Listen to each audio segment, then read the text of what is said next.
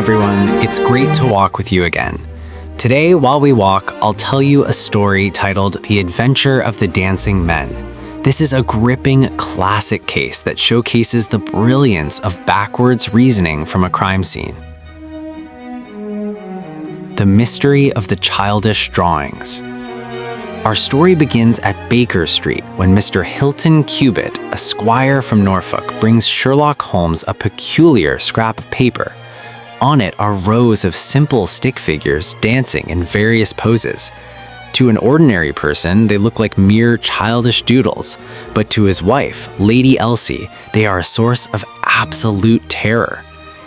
Elsie is an American woman who married Hilton on one condition: he must never ask about her past. Out of love, Hilton kept his promise for a year of happiness, until these dancing men began appearing on windowsills and stone walls around the estate. Every time she sees them, Elsie turns deathly pale, yet she refuses to utter a word. Sherlock Holmes and the art of cryptography. Sensing the gravity of the case, Holmes dives into the mystery. This is one of his finest displays of intellect. He realizes this is a substitution cipher, where each figure in a specific pose represents a letter of the English alphabet. Figures holding flags signify the end of a word.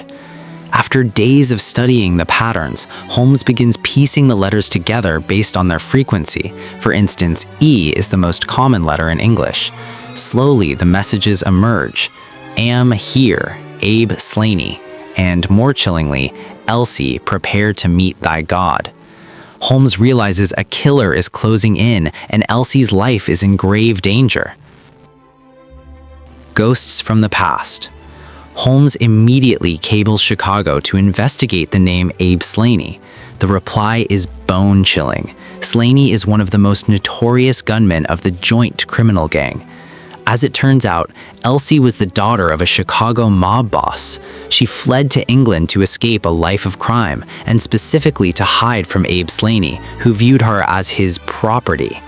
Slaney could not accept Elsie marrying someone else. He crossed the ocean to find her, using their old gang code to threaten her to returning. A shotgun in the night and estate tragedy. Though Holmes races against time to reach Ridlingthorpe Manor, he is one step too late.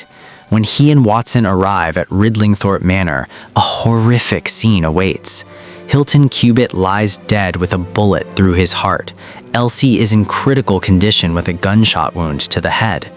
Local police suspect a murder-suicide, believing Hilton caught his wife in an affair and shot her before taking his own life.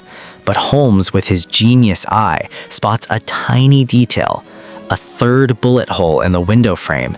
This proves a third person was standing in the garden, firing into the room. The Cipher trap. Holmes uses the enemy's own weapon to trap him. He writes a letter using the Dancing Men code and sends it to Abe Slaney via an intermediary, inviting him to the estate to meet Elsie. Believing the letter is from her, Slaney confidently walks into the house, only to be immediately apprehended by Holmes and the police. He is stunned that his gang's secret code was so easily cracked by a British detective. Confessions of a Mad Lover. Abe Slaney confesses everything. He hadn't intended to kill Hilton. That night, he was at the window speaking to Elsie when Hilton discovered them. In the heat of the moment, both fired at the same time. Slaney fled through the garden, while Elsie, driven to despair by her husband's death, tried to end her own life.